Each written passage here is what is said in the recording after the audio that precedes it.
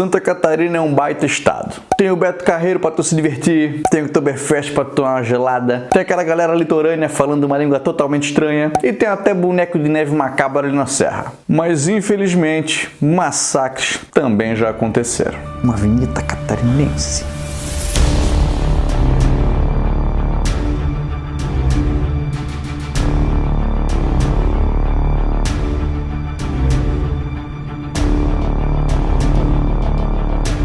Teve um tempo, bem no começo do século XX, lá por 1900, que tinha uma região de Santa Catarina e do Paraná que estava em disputa. Era um espaço grande, uma região de umas araucárias bonita e com um frio diferente do que tu vê no resto do Brasil. Essa região ficou conhecida como região do contestado e, diferente do que muita gente pensa, não foi uma guerra entre Santa Catarina e o Paraná. Uma galera morava nessa região, só que eles sofriam muito com o descaso das autoridades estaduais. Os estados não estavam muito interessados em fazer investimentos em setores básicos como educação, saúde e segurança. E tem até um historiador que fala que o contestado é a típica região aonde o estado não chega. Veja bem, não é interessante para o estado fazer investimento numa região de litígio que está sendo debatida na justiça? Vai que tu investe e depois essa região acaba indo para o outro. Nesse tempo, a república tinha acabado de ser estabelecida e nem tudo favorecia o sertanejo. Quando uma terra não tinha dono, ela pertencia ao Estado,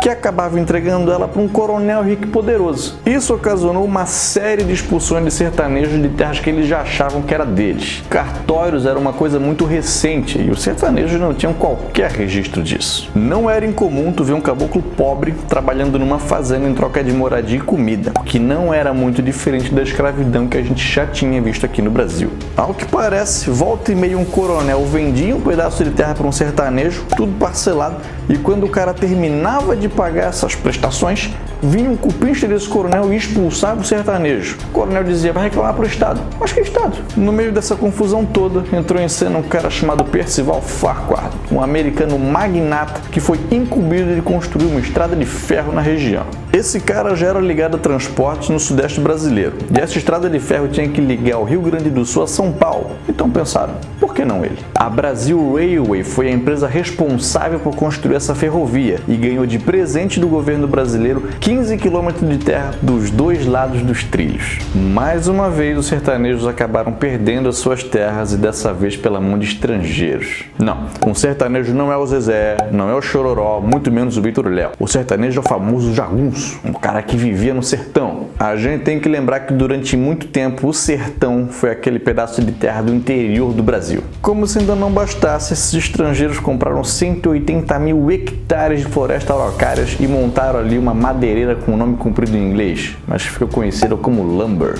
Na época, a lumber era uma potência no ramo, a maior da América Latina. O clima na região já era meio tenso e ficou ainda pior depois que a obra na ferrovia acabou, porque veio gente do Brasil todo para trabalhar ali. Só que sem obra não tinha mais trabalho, não tinha mais para onde ir e ficou ali sem ter o que fazer. Pra tu ver que doideira que essa região, até as figuras messiânicas apareceram por ali. E o consagrado dos caras foi um tal de João Maria. Ele era um estudioso de ervas e plantas e dizem até que tinha poderes místicos de cura. Falava que tinha que proteger a mata e preservar a água. Muitos dizem até que a água que ele tratava era uma água santa. O cara conseguiu angariar um montão de fiel que começou a ver ele como um apóstolo, um santo. Pô, ficou até uma música quando fez um santo. Só que o cara foi embora, sumiu, morreu, deixaram de ter esse cara. Mas o povo não ficou desamparado não. Apareceu aí então o José Maria, que se dizia que era uma encarnação do João Maria, um irmão do João Maria. Ele também entendia muito de plantas e ervas, mas ele era mais como um curandeiro. O cara até arriscava algumas predições, dizia que os seus seguidores logo desfrutariam de um mundo sem pobreza, sem propriedade privada, onde todos viveriam em paz, seguindo as leis de Deus. Logo os coronéis da região começaram a ver aquilo ali como uma ameaça, baderna, bagunça, uma cambada de vagabundo incomodando, e resolveram acabar com tudo. Mas o que era esse tudo? Era um montão de sertanejos que estava sendo expulso da sua terra. Era um monte de gente que veio trabalhar na ferrovia, agora não tem mais como voltar para casa, e mais uma galera que estava insatisfeita com a república recém-instaurada. Gente que estava sofrendo com o descaso do Estado, gente que era mal vista pelos coronéis, e tudo gente que estava querendo as palavras desse Zé Maria aí. E no meio dessa confusão, o Zé Maria resolveu migrar para o oeste, só que uma região que estava sendo controlada pelo Paraná. A imprensa paranaense então começa a dizer que o governo de Santa Catarina está pegando um montão de baderneiro opositor, mandando o Paraná para fazer um montão de avacalhação. É na cidade de Irani, em 1912, que acontece a primeira Batalha do Contestado, onde tropas paranaenses, munidos até daquelas metralhadoras de tripé, resolvem acabar com o povoado que se fixou ao redor do Zé Maria. E essa batalha, apesar de ser a primeira, ela já foi decisiva, porque o comandante das forças paranaenses, o João Gualberto, morreu e o Zé Maria também. O enterro do Zé Maria até é um negócio engraçado, porque enterraram os caras só com umas madeirinhas assim por cima, porque estavam crentes que ele ia ressuscitar. Se achou depois disso que os ânimos dessa galera iam acalmar, mas muito pelo contrário.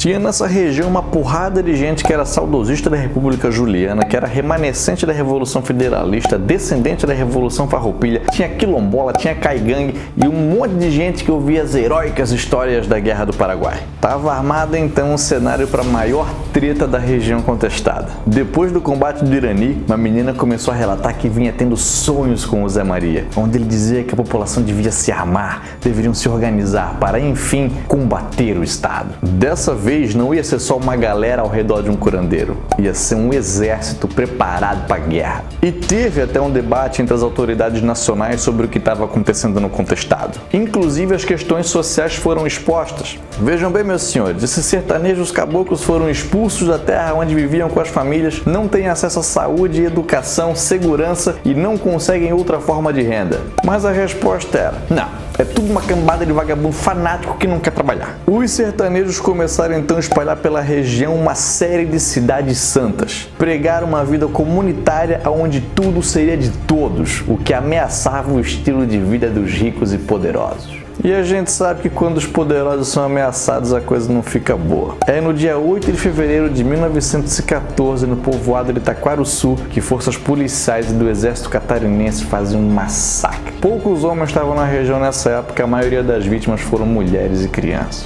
Depois desse ataque, aqueles que ainda estavam em dúvida se iam aderir ao movimento ou não tiveram certeza. Alguma coisa tinha que ser feita. As batalhas que se seguiram vieram acompanhadas de várias vitórias dos sertanejos, que a essa altura já eram conhecidos como pelados. Não, eles não estavam pelados, graças a Deus. É porque muitos deles já tinham sido presos e tinham tido a cabeça raspada. Eu cuspi em mim mesmo aqui, cara. Dessa forma eram conhecidos como pelados na guerra contra os peludos. Os caras tinham uns facões e eles construíam umas armas com uma madeira dura que eles davam uma tacalhada no soldado e matavam os caras. E veja bem, os soldados que vieram, a maioria eram recrutas e os caras eram uns guri litorâneos que não estavam preparados para andar na mata do oeste catarinense e muito menos para lidar com o frio do lugar. Para o sertanejo, andar no mato e no frio era uma terça-feira, coisa mais comum que tinha. Várias cidades foram tomadas e o pavor se instaurou entre os poderosos do contestado. Para conseguir resolver essa questão, o exército contratou um grupo de mercenários que ficou conhecido como vaqueanos. Os vaqueanos eram os cupinchos dos coronéis que ajudaram o exército a caçar os sertanejos. Aí o comandante do exército que estava lá na época diz que não quer mais saber de contestado e sai fora. Assume então um cara chamado Matos Costa. O Matos Costa viu a real situação do sertanejo e se compadeceu com a causa. Tentou resolver na conversa, no diálogo, e aí os sertanejos vão lá e matam o cara.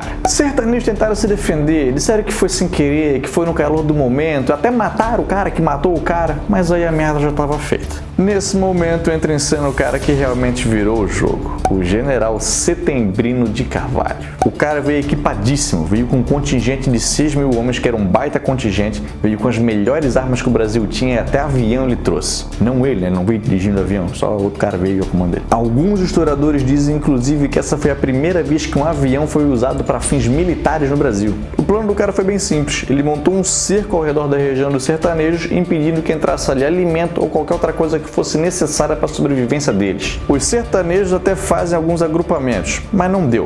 O pessoal do Setembrino conseguiu adentrar nesses agrupamentos com ordem para destruir o que eles quisessem.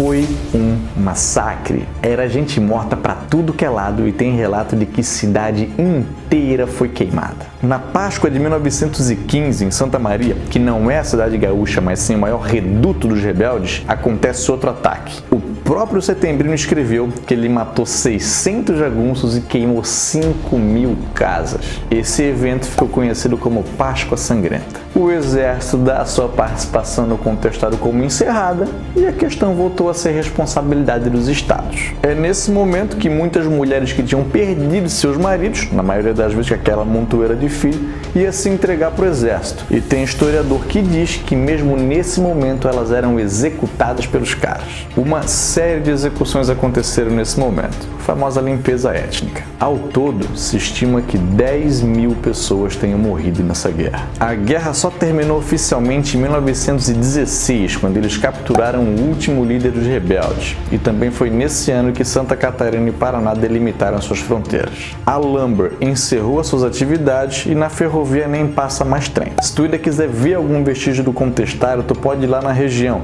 Tem um montão de museu espalhado por lá. O Vogalizando a História é catarinense e sabe que é um baita de um estado. Segundo o Atlas de Desenvolvimento Humano de 2013, 3 cidades catarinenses estão entre os 10 melhores IDHs do Brasil, sendo as litorâneas Florianópolis em terceiro e Balneário Camboriú em quarto. Mas as cidades do contestado ficam muito atrás. Irani ocupa a posição de número 719, eu não sei como é que fala isso em colocação. E Fraiburgo, que na época era Taquarussu, fica em 993. A gente consegue tirar daí que descaso e guerra só traz atraso, por melhor que o lugar seja.